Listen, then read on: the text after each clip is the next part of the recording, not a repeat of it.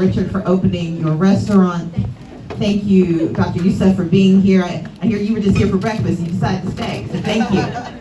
Thank you to my colleagues in the political space, but most importantly, thank you to the servers who are trying to move around this room. The staff. So in 2010, in November of 2010, I stood for the job of minority leader, the Democratic leader in the House of Representatives. When you are in the minority, it's in your title that you're not going to win a lot. I mean, they don't want you to be confused at all. It's a minority, and then they call you leader just to make you feel better.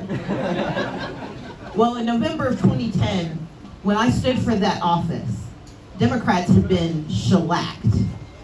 We lost every statewide office in the November elections in 2010. We lost the Senate to within 3 of going into super minority, meaning Republicans could pass any bill they wanted, including constitutional amendments, without a single Democratic vote. And on the House side, they were pretty close. So I figured, why not want to be in charge? So I went to my colleagues and I ran against my competitors, and part of my message was, look, I've been in the minority for a really long time. I am very good at it. I have been a minority for a very long time. I am excellent at that. And what I said is that we have an opportunity in this state. It's going to take some time, but we have an opportunity to start building toward the future that reflects us and respects us. It's going to take some time because it took us 130 years to lose it all. It's going to take us a while to gain it all, but I wasn't willing to wait 130 years. I thought maybe it'll take a decade. And part of anchoring that belief was right here in Henry County.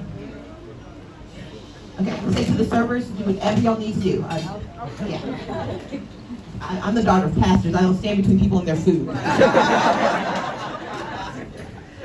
And so what I understood was that I looked at a map, because in 2011 we had redistricting. The census had happened in 2010, and the 2011 redistricting process was designed to hurt us even more.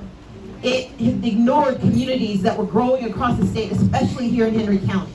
The numbers were abysmal, because when they finished drawing those maps in 2011, Republicans had won 57% of the vote, but they gave themselves 69% of the seats.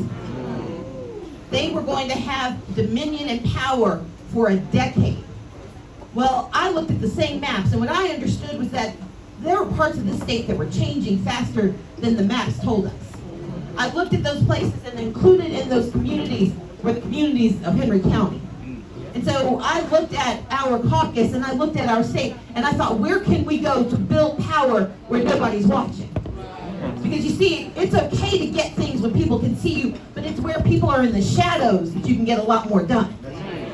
Because in the shadows, people are being marginalized and left behind, but they're also hungry for change. And so I came to Henry County, and Carlotta and I got to know each other really, really well. We fielded candidates, we knocked doors, and we lost by less and less each time. And every time we would field candidates and run for office, we would have people scoff, why are you spending money in Henry County? Henry County is a Republican stronghold. But we could count. And by 2014, we were starting to make progress. By 2016, we had Darius Patillo in the DA's office.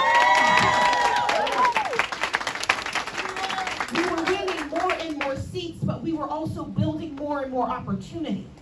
Because elections are not about magic. Things don't happen overnight. Elections are about medicine. It's how we treat the ills of our society, how we make ourselves stronger, how we find our way forward. That is why I'm running to be the next governor of Georgia, because we've got to keep moving forward.